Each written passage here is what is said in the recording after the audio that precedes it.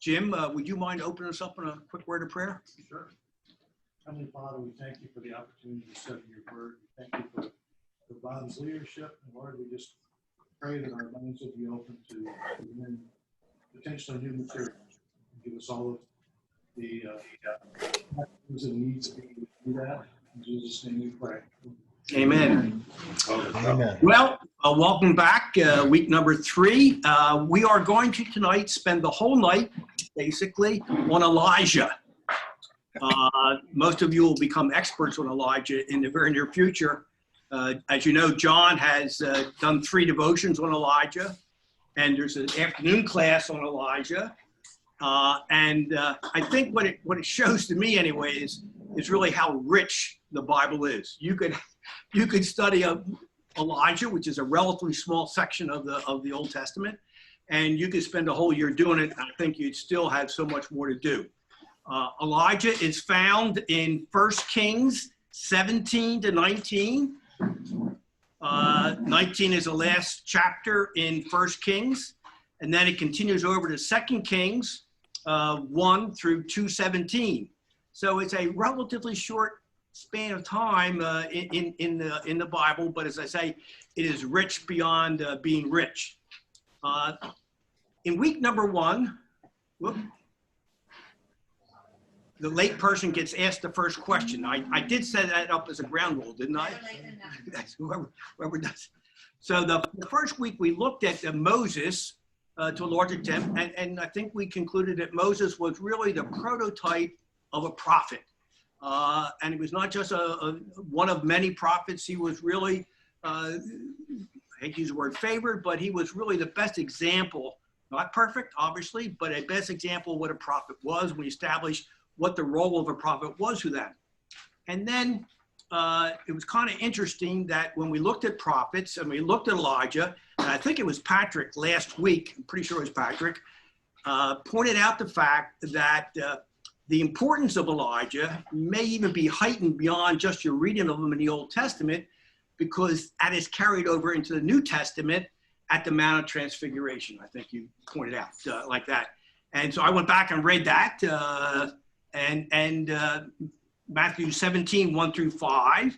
And Jesus took disciples Peter, James, and John up into the mountain, and Jesus's glory as the Son of God, as the second person in the Trinity, was revealed. And most interesting, and why this is my segue, most interestingly, kind of like amazingly, who appears to Jesus and the 3 disciples but Moses and Elijah. So I thought with that continuity, it would be good to go back, and I read it. And what I'm hoping to do tonight is to kind of set up some framework, some issues that are discussed, scattered throughout this relatively small section of Bob and Elijah, and that will serve as a framework really for next week when we are going to do Micah. A little tip for next week, you might even want to read that ahead of time. It's not, I think it's 7 chapters, not a real big assignment, but if you want to, that might get you a little bit leg up like that. As I said, the kind of unique approach that we are taking in this study, and that's the royal we, because I obviously decided what the approach was going to be, but it's not on the typical commentary basis. If you pick up any series of commentaries, it's going to go book by book by book, and you'll get through all 12 books. I had the Wiersbe set is what the first set I got on. And, you know, it's 3 books, and there's 3 or 4 of these minor prophets in each book, and it goes almost verse by verse, chapter by chapter, verse by verse, book by book. And that's what I would call the typical approach. Obviously, nothing wrong with that approach. But as I said in my syllabus, at my age and the time allotted to this class, we would not be able to do book by book, chapter by chapter, verse by verse. So what I've decided to do, the royal we again, is to try to do it on what I call an issue by issue basis. Mike will like that concept, and the judge will like that concept. It's something that we're familiar with. And we're going to do that's the first kind of unique or unusual or different approach, issue by issue, rather than book by book, etc. And the second one is I'm going to try to spend a lot more time on the context.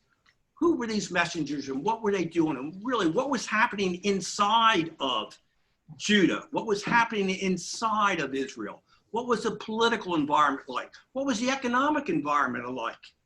What was their relationships inter se between Judah and Israel? What was the relationship between either one of those kingdoms and their surrounding neighbors, our close neighbors, the Edom and Ammon and Phoenicia? And then, of course, what was their relationship at this time with the 800-pound gorillas, with the major powers, Assyria, then Babylonia, and then Persia?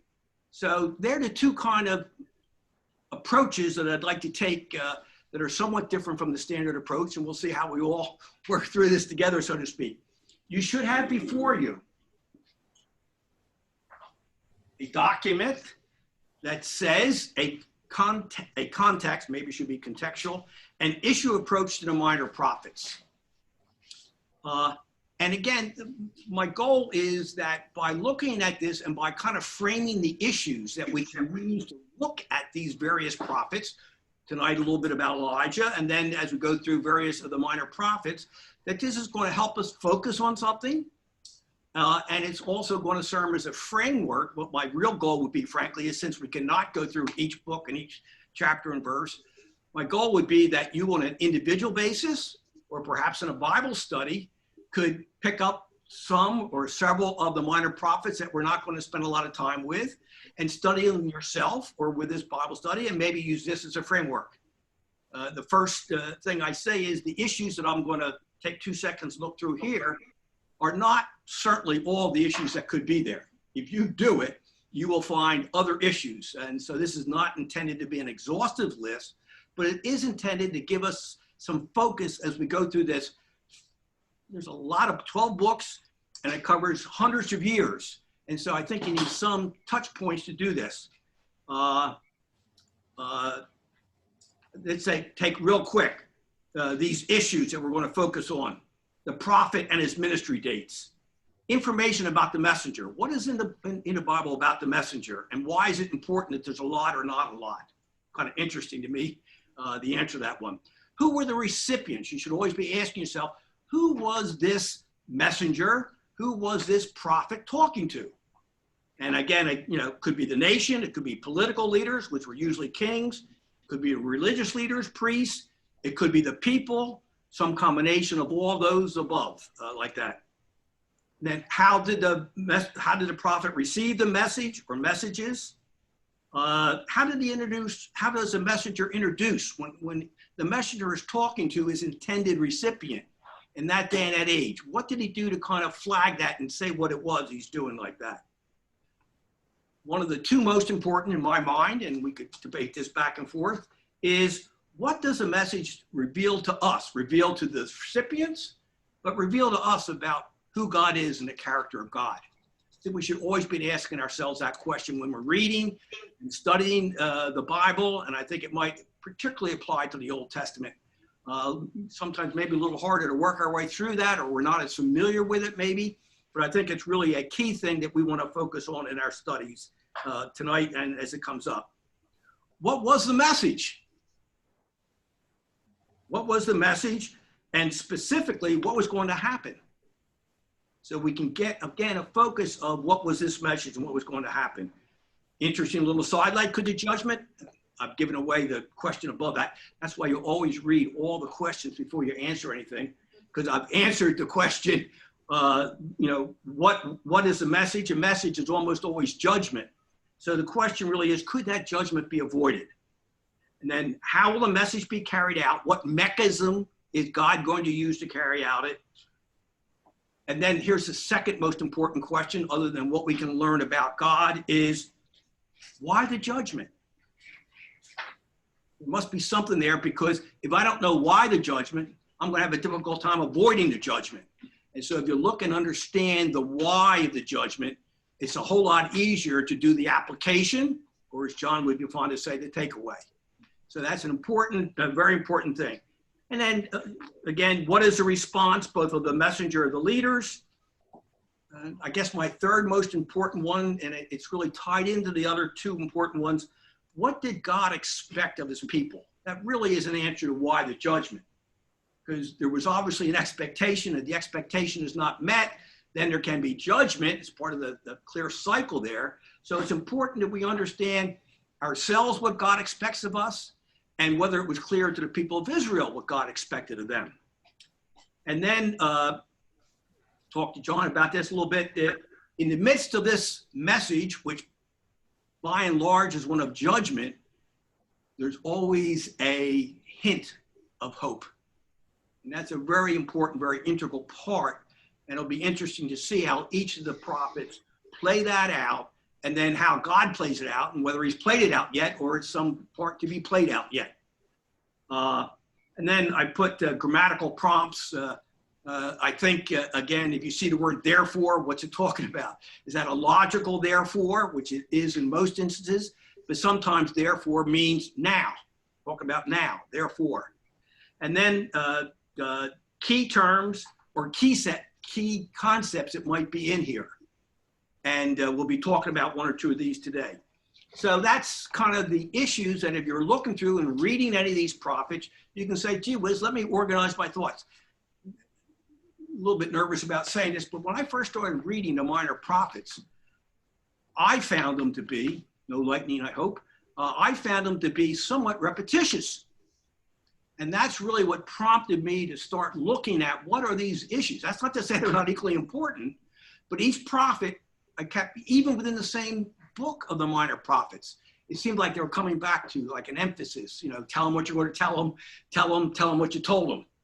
So again, the issues, I think, if you focus on that, you really, if you narrow down, if it says 4 times, it's 4 times, but it's all about that same issue or issues like that. So I think that's an important concept to keep in mind. And then I call the contextual issues, if you will. Who was a king, which is political? What was happening in the nation before that? Was it a time of political stability? Was it a time of political unrest?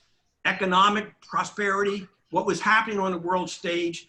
And again, I think if we look at that context, it will make everything so much, take on some flesh, if you will, on the bones. It's kind of hard to imagine, gee whiz, this, but if you don't understand what was going on in the nation, if you don't understand the context of it, it's so much more difficult to understand what was being said, and I think really hard to understand it and apply it in our own lives like that.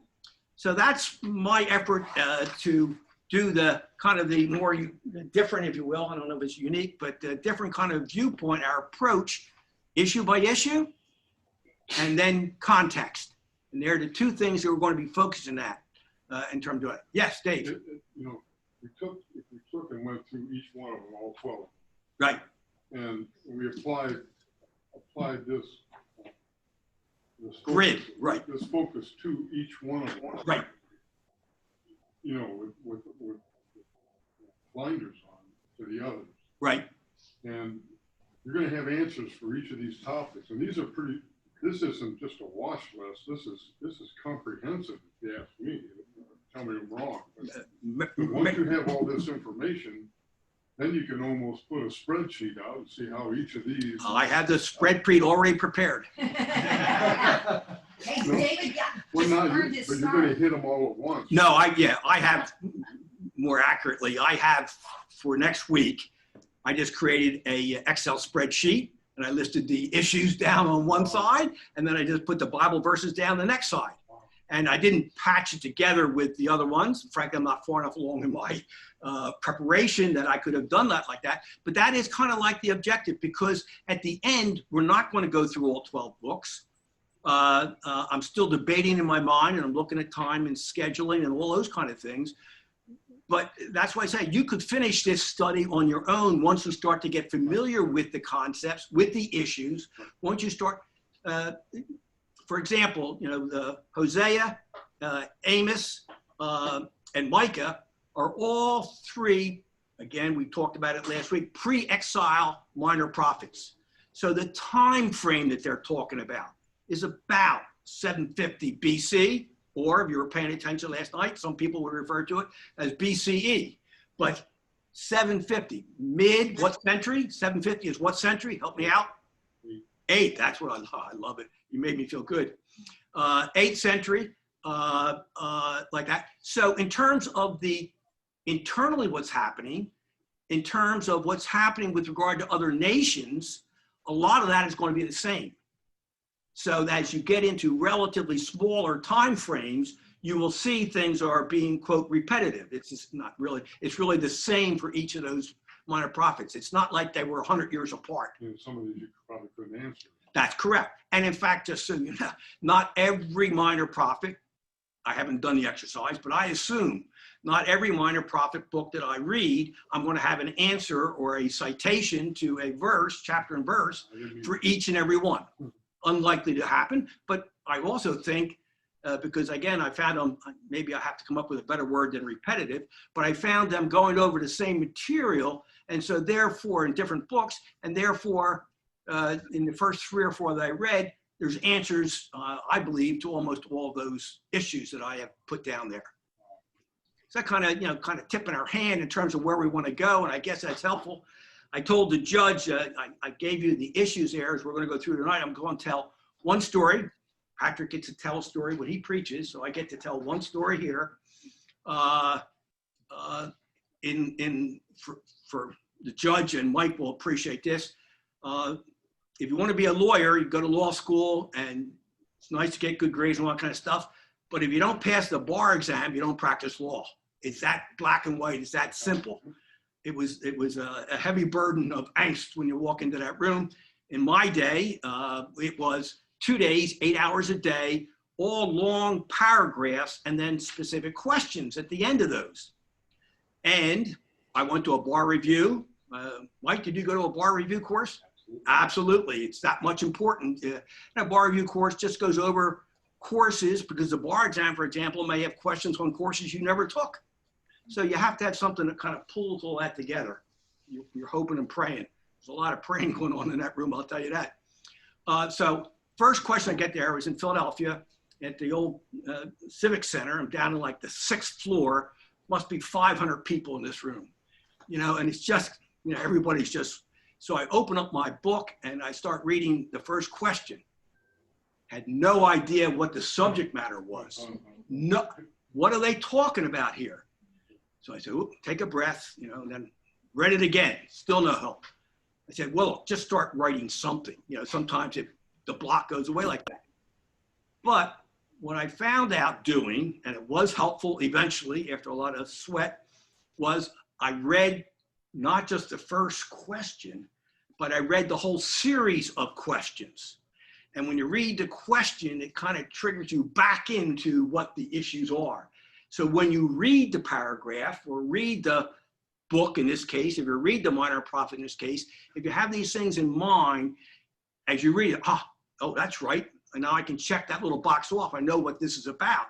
I know this is about when, or I know, that's right. Oh, he's speaking to Ahab.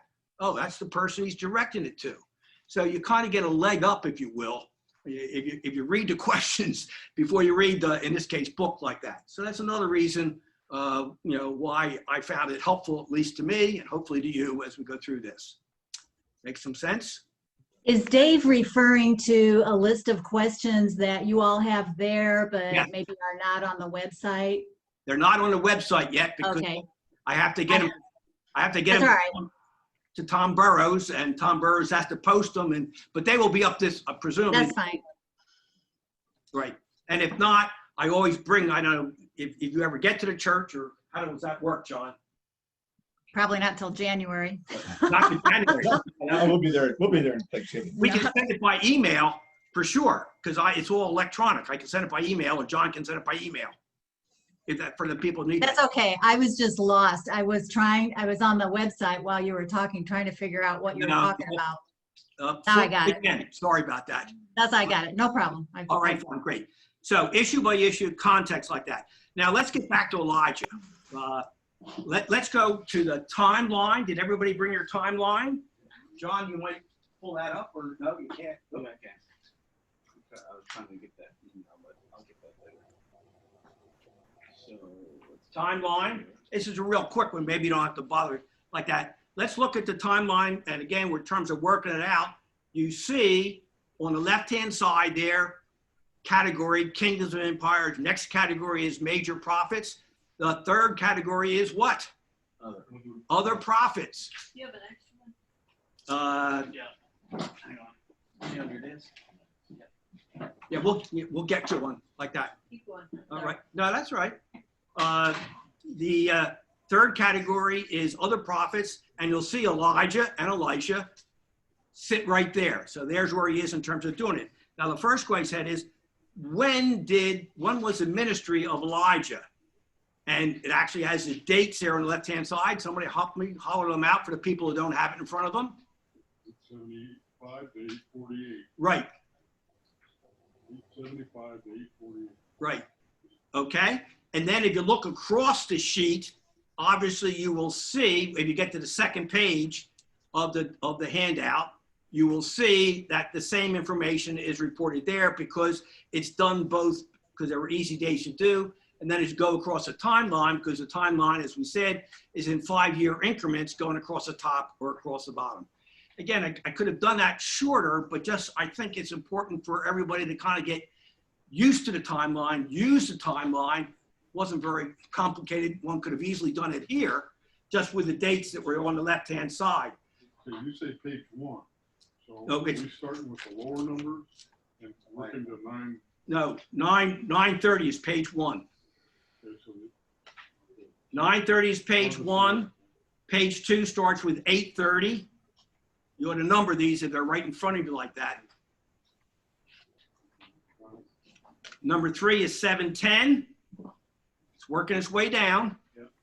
And the fourth one is 590. Okay? So that's, again, I'm trying to get you used to using the document, even though in this particular instance, it wasn't real hard to do in terms of doing that like that. Okay. Now, again, I'm big on context in a sense. As I said, the other minor prophets, the pre-exile prophets that we'll look at were about 750. So this point, Elijah is where in relationship to that? If the other minor prophets are 750 and he is 8, how many years are separated there? About, yeah, 75 to 100 years, ballpark. We're not trying to pin down the, test date like that. So I think it's important to understand that Elijah and the world that he is dealing with, the world that he is addressing, is not the exact same world that the minor prophets are going to be addressing. That's not to say the issues aren't the same. And that's one of my, I'll give it away ahead of time, that's one of my quote takeaways, is that while the times may be different, the issues are very similar. And maybe that's a wake-up call for all of us, because we're dealing with the minor prophets that were in 750, and last time I checked, this is 2,700 years later, and I might suggest to you that many of the issues are the same that we are confronted with as was in the days of Elijah, and we're in the days of the other minor prophets like that. So, okay, that was easy timeline. Now let me ask the question, and maybe you know, maybe you don't know. Elijah, who was Elijah addressing his message? Remember, Elijah's a prophet. What does a prophet do? Prophesies to the 10 northern tribes. All right, speak to God. Speak on behalf of God. I like the word, and maybe it's just my history back. Herald. He's a messenger. He's somebody who is not talking for himself. He's not interpreting for himself. Rather, God has spoken to him, and he's taken that message and communicating it to others. And my question is, in Elijah, who's the primary person that he is addressing? Ahab. Thank you very much. Now, this is a little more subtle, I guess might be an acceptable word. There are actually 2 other individuals or groups of individuals that I think we could extract from there and say that Elijah is talking to. I'll give one away. Who was Elijah's wife? Yeah. Jezebel.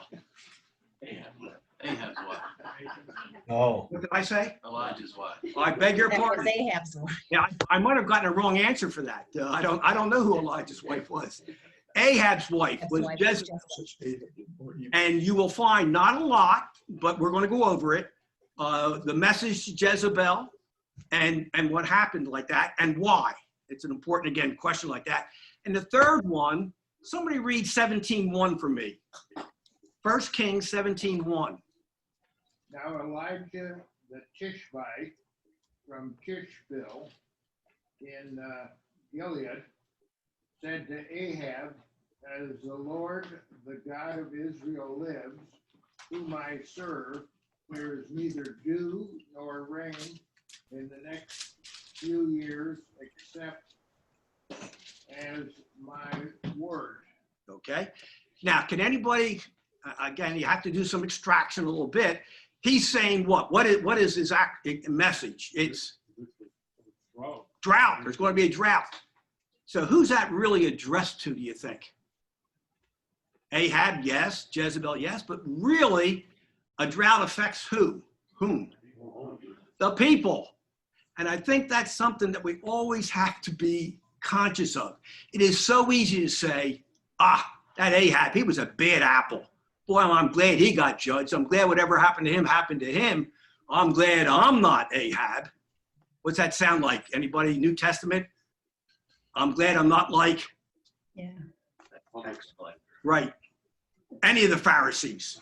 I think any of the Pharisees. Boy, Jesus, I'm glad you're really sticking it to those people, but fortunately for me, that doesn't cover me. Well, I think a lot of these kind of lessons that are there are, I call them more subtle or more hidden, if you will, but clearly the message was also directed to people. And we'll go over the very little bit in this Elijah section that I think supports that proposition that the message was there. Yes, Mike.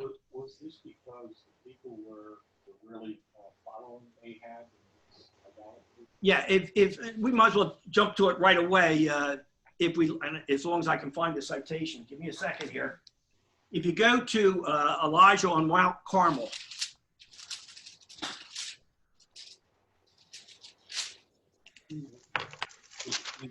is it 21? 18, 16. Chapter 18. Chapter 18. See, when I go out of order, I don't have my notes there.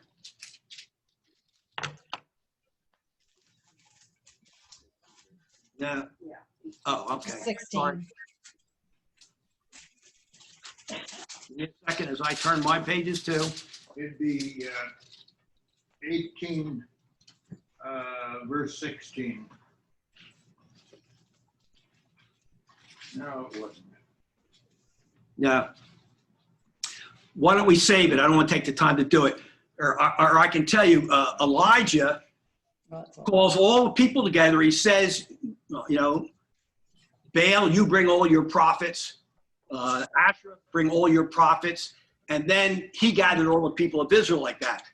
And he goes up on a mount and he says to the people of Israel, how long are you going to remain open on this issue of whether it's God or whether it's Baal? And the answer is, that was said, is the people remained silent. They said nothing. And so therefore, this is why I believe, and I accept, or I argue, I guess is a better word, that the Elijah and the messenger, he's not only talking to Ahab, which is pretty obvious, he's also talking to Jezebel, pretty obvious, but maybe less so, but he's also talking to the people. And the reason he's talking to the people and why he's giving this message to the people is they simply have either waffled, or I think realistically what they've done is they think they're worshiping God, Yahweh, the God of Abraham, Isaac, and Jacob, but they're also worshiping Baal. It's called synergistic. Is that a good, okay, acceptable? Synergistic. Verse 20 is chapter 18. Okay. Yeah, the people said nothing. That's what I was trying to get to. Didn't say a word. Right. But the people in NIV said the people said nothing. But so they were trying to do both. They were trying to, and felt at least in their own mind, that they were worshiping the God, Yahweh, but they were also, through the influence of time and the influence of Ahab and through the influence of Jezebel, were also worshiping that. Does anybody, I taught many weeks once in my prior life on the Sermon on the Mount. Does this synergistic worship ring a bell with anybody on the Sermon on the Mount? Somebody get Matthew 6, I think it's 19. 6:19, someone. I'm hoping that's right. Yes, it is. Ha, got one right. Somebody read that for me. Lay not up for yourselves treasures upon the earth where moth and rust consume and where thieves break through and steal. Go ahead. But lay up for yourselves treasures in heaven where neither moth nor rust doth consume and where thieves do not break through nor steal. For where thy treasure is, there will thy heart be also. Then 24. No man can serve two masters, for either he will hate the one and love the other, or else he will hold the one and despise the other. You cannot serve God and mammon. So I think it's the same concept. I think these people were trying to serve God in mammon, maybe not in the financial, although we're going to talk a little bit about the economy, economics of it like that. But they wanted to do both. They wanted to serve and worship Yahweh, the God of their fathers, and they also wanted to, and God says that is unacceptable. That is not worship of the one true living God like that. So we kind of jumped ahead a bit there like that. So you spoke to Ahab, and I was going to, but I'm not. I'm going to skip over this. Maybe I should. I've already admitted it. I've not taught this course before, and when you don't teach a course, the first thing that gets slammed is time. You're just not sure how long something takes to do that. So we were going to spend a little bit of time, and maybe I'll take a whole part of a week to do it. It's something about the Omri dynasty. Ahab was the second king in the Omri dynasty. Two of his sons, Ahaziah, Ahaziah, was son number one, followed Ahab. He died after a year and had no sons. And then Jeroboam, his second son, served. So for about 50 years in there, it's really all one dynasty. And it's kind of important to know in terms of doing that. Ahab, I think it is important. Somebody get out if you can quickly. 1 Kings 16, 29 to 34. Who is this Ahab, and where did he stand in a theological religious basis? How was he as a religious leader of the people of Israel? I call this the biography or the short form obituary, one or the other. 16. 29 to 34. 16, 29 to 34. Do you want it read? Yes, please. In the 38th year of Asa, king of Judah, Ahab, son of Omri, became king of Israel, and he reigned in Samaria over Israel. Ahab, son of Omri, did more evil in the eyes of the Lord, enemies of God. He not only considered it trivial to commit the sins of Jeroboam, son of Nebat, but he also married Jezebel's daughter. King of the Sidonians and began to serve Baal. He set up an altar for Baal in the temple of Baal that he built in Samaria. Ahab also made an Asherah. He did more to arouse the anger of the Lord on Israel than did Saul. How would you like to have that as your obituary? Did more evil in the eyes of the Lord than any king that had gone before him. And then it enumerates, and I don't know if we'll have time to do it, but we can go through each one of those. 1 Kings 21, 25 to 26. Somebody pick that up and read it, please.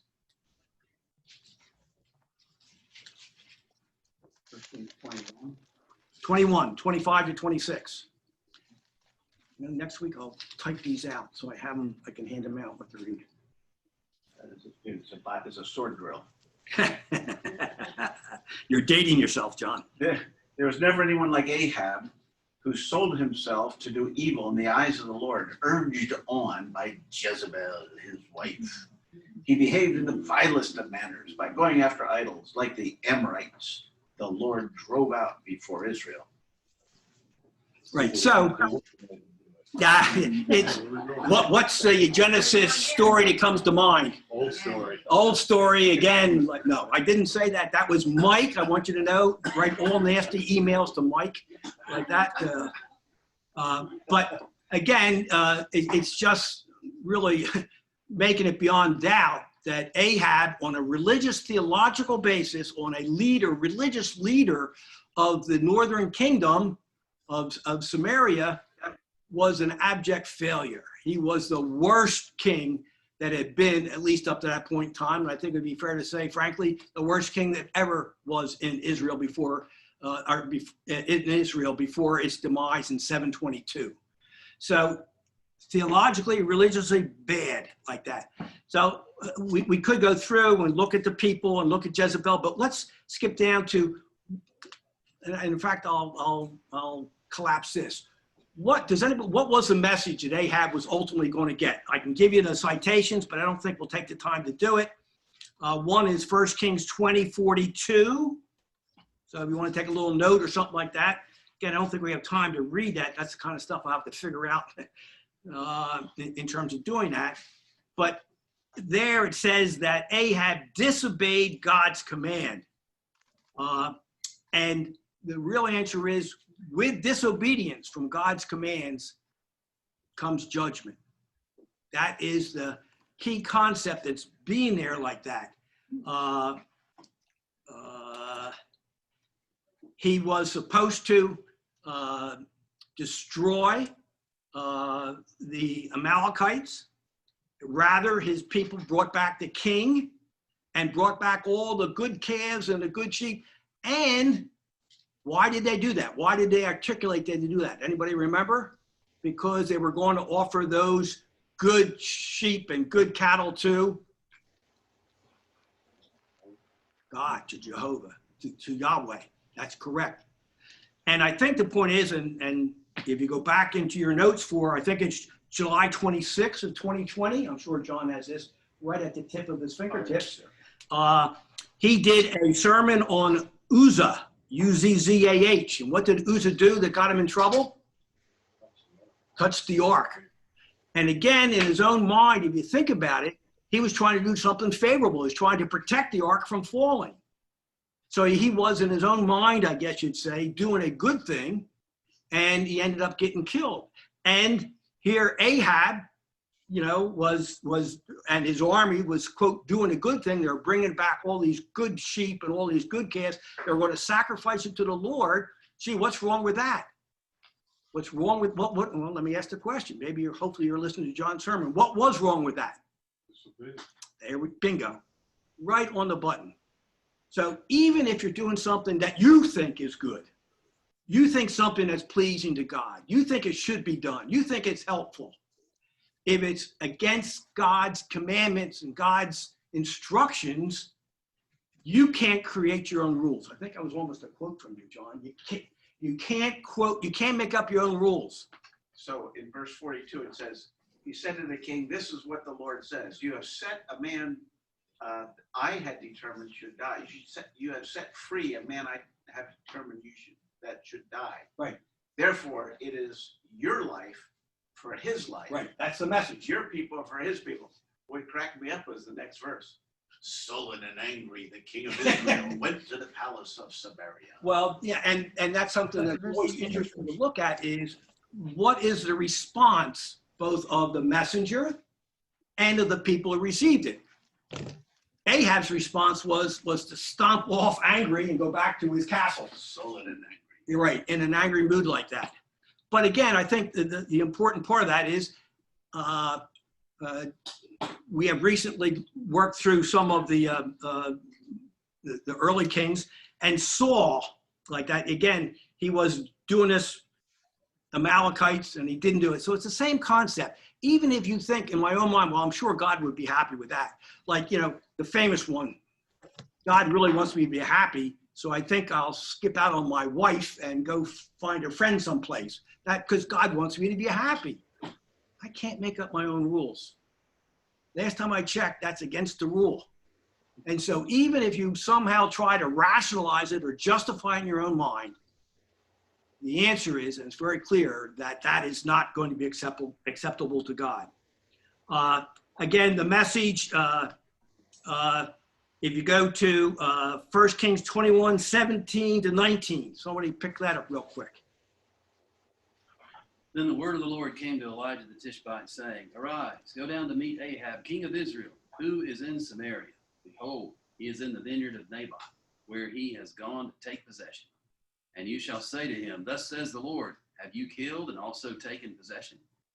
And you shall say to him, Thus says the Lord, In the place where dogs licked up the blood of Naboth, shall dogs lick your own blood.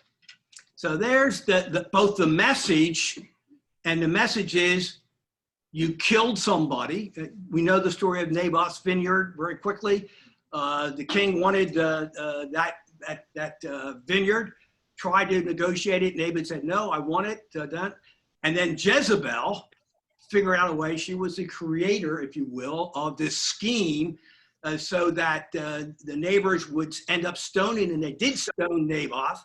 And obviously when you get stoned, I assume, I haven't seen it recently, but blood's all over the place and the dogs come and licked up the blood. So this is both, and it's often the case, the message is, you know, you will have disaster. Your blood is going to be licked up at this spot, just like, not this spot, but your blood will be licked up like the blood of Naboth, who you killed in order to take his property like that. So both the message and the judgment is right there. And the reason for it is he killed and he stole somebody else's property. Anybody else in the Old Testament that remind you of? David. Thank you very much. And also, he is called by his wife, why are you so sullen? So he must have been a real piece of work to live with. He was, yeah, he does not get a good rep in his obituary. That's to say, you know. But you know, the obituary doesn't matter. It's not. Now there's an obituary. That's an obituary, right? You can write your own obituary, but I think God writes the judgment, the final judgment in terms of that. Yes, and that was, again, we're not going to, Jezebel, who again created, we'll say the reason why Jezebel gets judged is, number one, where's Jezebel from? Phoenicia. It is a foreign territory. She is the daughter of the king of Tyre and Sidon. So, I can find it, but the father's name is something Baal. He's a worshiper of Baal. She is a worshiper of Baal. She has sitting at her table the prophets of Baal. And so, and she comes up with this scheme, if you will, and succeeds to have Naboth killed, and the king goes and takes the vineyard like that.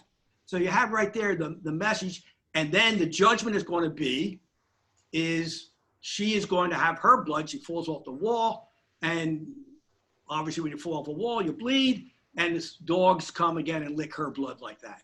So again, it's tied together very clearly like that. Now we're rapidly running out of time. I need more cuts. The interesting thing here is it's consistent with the eye for an eye, but we don't have a trial. We have prompt, swift justice. We have judgment, right? And you say prompt. I'm not so sure how prompt it is. That's another thing. One of my takeaways is, frankly, is God's timing is not necessarily our timing. And in fact, when Elijah talks to Ahab and confronts him with this, Ahab at that point does admit his wrong and his sin. And he says, please forgive me. And Elijah says, no, you're not going to be forgiven. This judgment is going to take place, but it will not take place during your lifetime. And what happens is that Ahab's first son becomes king just for a year, and he dies, falls in the palace and dies after a year. And then the second son is king for, I think it's 12 years before he is overthrown by Jehu, Jehu, like that. So the judgment may not be immediate, may not be exactly right then. We might think it should be, but again, God's plan is God's plan, God's timing is God's timing, and it doesn't always, frankly, coincide with what we're thinking should or something happen like that. So that's one of the, again, takeaways that we're mentioning. It is that, yes, there's going to be judgment, but it may not be immediate. And some of the things that God promises, frankly, are not going to happen immediate. And one of the things that, one of the, I think, more complicated issues, or maybe at least complicated to me, is this small sliver of hope that we find in almost every book of the minor prophets. There's usually either a couple verses or maybe one chapter that talks about this hope, Israel will be brought back together, Israel will prosper, et cetera, and then the question is, has that happened? Did it happen when they came back from Persia or from Babylon? Was that the time? But at that point in time, Israel and Jerusalem really always remained a kind of a backwater town and city. It never became a prominent place as it was under David like that. What happened when Rome came in 70 AD and destroyed Jerusalem? Are we talking about the time now? Israel became, in 1948, became a state. Is it when Jesus came, first time? Is it when Jesus came, this will be coming the second time, still in the future? So I think it's fairly complicated as we look through that, but that's kind of an interesting concept to look at, this hope. And again, God's timing is not our timing like that. Okay, the verse the read went through Jeroboam's Ahab's sins. The first one was Jeroboam's sins. He didn't think there was anything wrong with Jeroboam. I'm looking for my marker. Here it is here. Remember I mentioned the concept of a parking lot? Parking lot is an issue that I think is important. I'd love to have time to do, but you don't always have time to do everything you want to do like that. So on the parking lot, number 2, I'm going to put sins of Jeroboam. Because that starts, Jeroboam is the first king of Israel, the northern kingdom. And the passage that was read outlines what his sins were. And they were first king almost instantaneously and got him off on the wrong path. And throughout the whole First Kings and Second Kings, when there's a discussion of the kings and whether they did right or bad in the sight of the Lord, there's almost always a reference to, in Israel, for all of them, none of them did right in the sight of the Lord. And for many of it says they followed the sins of Jeroboam. And so the logical question is, we're not going to do it tonight, the logical question is, what were those sins? Israel got off on the wrong foot. And Jeroboam, as the king, was largely responsible for it. I didn't know that Gordon, you have a question? I No? thought you were asking You flinched. Yeah, I thought you were asking what the sin was. Okay, well, go ahead. You can get, Well, wasn't he the one that couldn't get along with Rehoboam and therefore didn't want his people going over to Jerusalem? That's the one. Took the city of where God wanted them to worship and moved it to Bethel and Dan.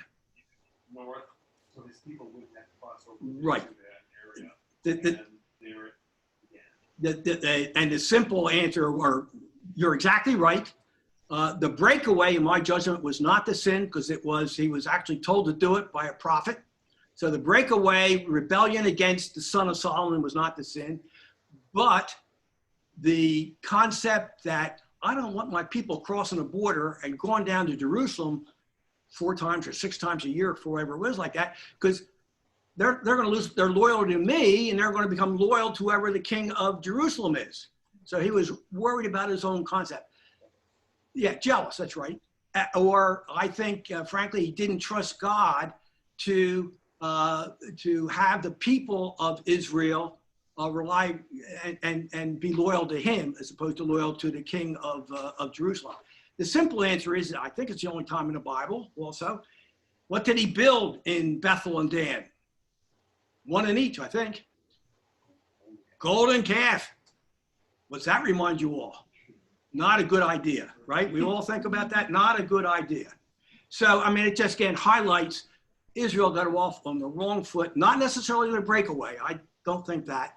But I do think that by doing not sending his people to Jerusalem, by building places of worship in Bethel in the south and Dan in the north. And the third thing he did, which was in there real quick, was he appointed priests from non-Levites. And that was clearly contrary to God's word. So a lot of bad things happen like that. And again, so I'm trying to short circuit this. So Ahab did evil in the eyes of the Lord, worse among all of them like that. We just went over his sins like that.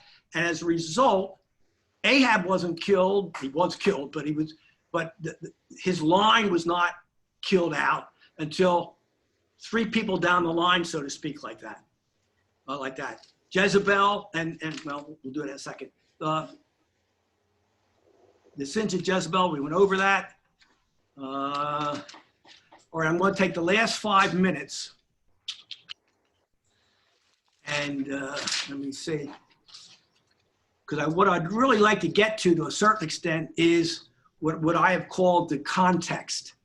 What was happening? What was going on in these places that was different? Great big note to myself, stop at 7:20 so I have time to do this. Okay. We've said that Ahab, on a theological, religious basis, was a terrible leader. He led the people astray. Worst thing he could do at that position, led them astray. However, on a general sense, not a biblical sense, not a theological sense, this period of time in the life of Israel was probably its most prosperous, most powerful time in its entire history. And again, it's been stated that the greatest period of domestic prosperity and political and public prominence was during this time of this Omri dynasty, and Ahab being the biggest person in the Omri dynasty like that. It was a time that there was great land that was expanded. They increased the size and the land of Israel. There is it's called the Mesha inscription, which was from a Moabite king, and it describes actually the Moabites taking land back, but at that point in time, it was taken from them by Ahab at the time, about 100 years before that point in time. So they were involved in an expansion geographically of their land. Ahab created Omri created a new capital. The capital initially was at Tirzah, Tirzah, and in about 879, Omri moved the capital to Samaria. And you say, well, why is it important? It was commercially and economically very important because this new capital at Samaria, have it up on there in a map, we'll take the time to do it. The new capital in Samaria was on a better crossroads for the transport of goods, economics, trade between Egypt and going up the coast and then over to Damascus. And by moving his capital, not that far, but 20 miles or 30 miles away, he put it right on the crossroads, not only of the north-south trade route, but also from Phoenicia, going again, have to go east and then north to get up to Damascus like that. So this movement of the capital to Samaria was not just a construction project for the sake of construction. It had a very strong economic basis and was very successful as an economic basis. It was also built on a piece of land, purchased piece of land that was approximately 300 feet tall. May not sound much, but if you're at ground level, 300 feet gives you a huge advantage in terms of protecting yourself. It became a citadel. It became a fortress, very much like, where's Jerusalem? Is it down in the valley or up on a hill? Up on a hill. And again, it's a defensive mindset that's a whole lot easier to defend if you've got the high ground like that.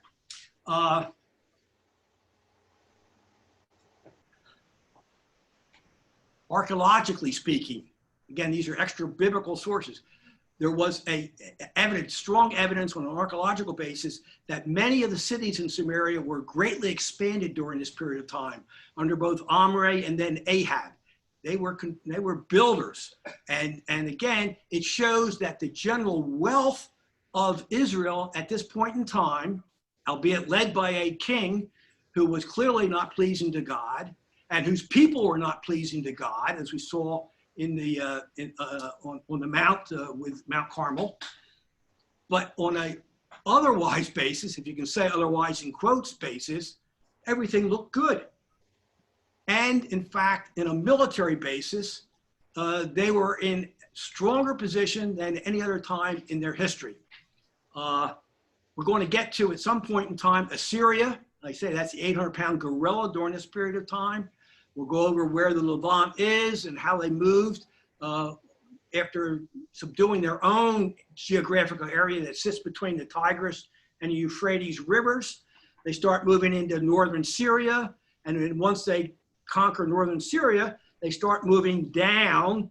And the next place is Aram Damascus, Syria, northern Syria. And then further down that, the next place down is Israel. And so they're right in the movement, right in the passage, if you will, what's going on there like that. And the first real excursion from Assyria into this land was 853, Shalmaneser, Shalmaneser. I have a list of all the kings of Assyria. I'll get that to you either sometime like that, but it's on. I gave you last week the chart of all the kings of Israel and Judah. I have one similar for Assyria, so you don't have to bother writing these names down or not. But he was the first real aggressive Assyrian king that really was able to consolidate his holdings in Tigris Euphrates area and then started moving to northern Syria. And then what's next? And so what happened was Aram Damascus and Israel and Phoenicia and Hormath, which is another geographical area. I don't have a map that shows that, but it's north and west of Damascus. They formed a coalition. There was actually 12 kings in the coalition, and there's a well-known battle for all you history buffs. Where are we without battles? 853 BC, and it was a battle on the Orontes River, and it's a battle of Qarqar, Q-A-R, and it's not in the Bible, but it's a clear historical event. It is recorded in various stelae, particularly in Assyria, that gives the details of the battle. One always has to be careful when you start looking at one country's side of who won what and what it cost them and what they won. But there's no question that it was a substantial battle. And while Shalmaneser III claimed great victory, most historians believe it was at best a stalemate because he stopped his southern excursion at that point in time. He made no further entry going into Aram Damascus and down into Israel for another 3 full years like that. So again, what Israel has done is they're prosperous economically, they're unified politically. I should say Omri took the kingship in a civil war, but he was able to pass the kingship down to son, to son, to son, like that. So he had political stability, good economics, good construction. They were protected militarily. They were successful against the 800-pound gorilla against Assyria. So things looked really good if you look at them from every place other than from the most important place. That is, what was their relationship with their God, like that. So that's kind of the context. And again, I don't think most of us think about that. You know, you read Ahab and he was a bad egg and therefore he was judged and all that's correct. But it's in the context of everything else is going fine. And I think there's where, again, in terms of application to what we're thinking about, what we're doing is I have 3 or 4 takeaways. John definitely gave me permission to use that word. Number 1, God is faithful to his word. Takeaway number 1, God is faithful to his word. Again, the timing might not what you think or what you expect, but he is faithful. In this case, Ahab was killed and the dogs licked up his blood. Jezebel was killed and the dogs licked up her blood. The line came to an end through a violent overthrow in Jeru, like that. So the line was terminated. There was a disaster. So God was faithful to his word in that relatively short period of time like that. Number two, again, important. What does God expect? And I think if we look at on Mount Carmel like that, is that God expects faithful worship from his people. And as the Sermon on the Mount shows, and as God showed up on Mount Carmel, is you can't serve two masters. You can't serve God and you can't serve whatever other God you might want to put there. John, I think just this last week, gave us a list of 40. I couldn't write them fast enough. But anything other than God is an idol. And that is not faithful, and God, it's not pleasing to God. It's a sin, and there will be judgment associated with that sin. So what does God expect? He expects faithful worship from his people. It's a real lesson that we got to keep asking ourselves, and every generation of Christians have to keep asking themselves. Even though we're 2,000 years or 2,500 years later, we should always be asking ourselves, is what's driving me, is what's in my heart, and that's a word we'll come back to many, many, many times over this course. What's in my heart? And is my heart, am my attitude right? Am I doing this, even if it's a good thing? Am I doing this as the Pharisees did? Yes, sir, I'm starving myself here. I'll put ashes on my face and I'll make it look like I'm losing a lot of weight. When I pray, I'm going to pray nice and loud so everybody, oh, I'm going to get some money away. Make sure I want a great big plaque that says, all these read, what's in your heart? It's your attitude. That's what really, I think God is pleasing to God like that. And last one. As we said, this was a time of prosperity in the nation of Israel. It was militarily strong. Even though there was threat on the horizon, they fended off that threat. They were building cities. They were trading. Things were good.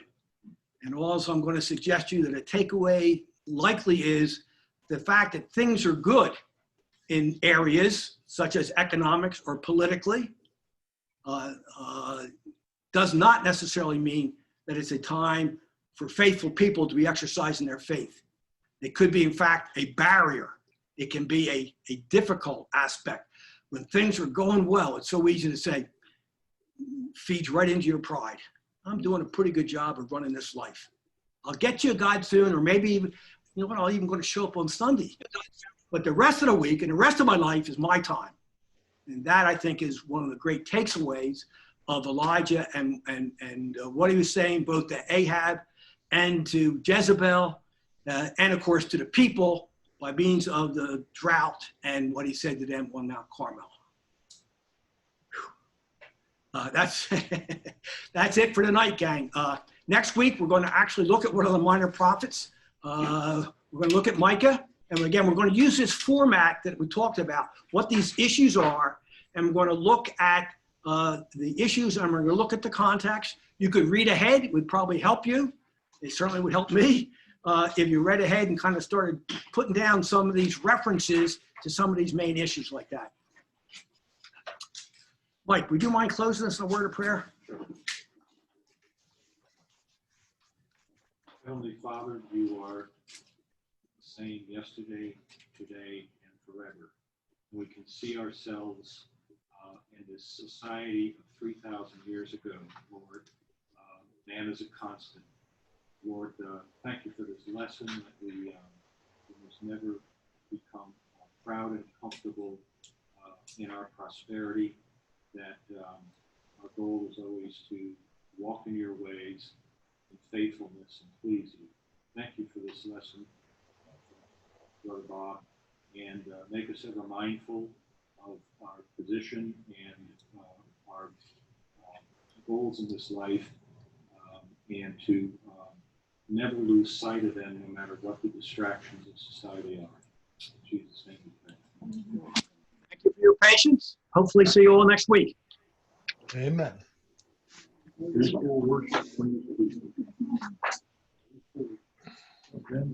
Yeah. Bye.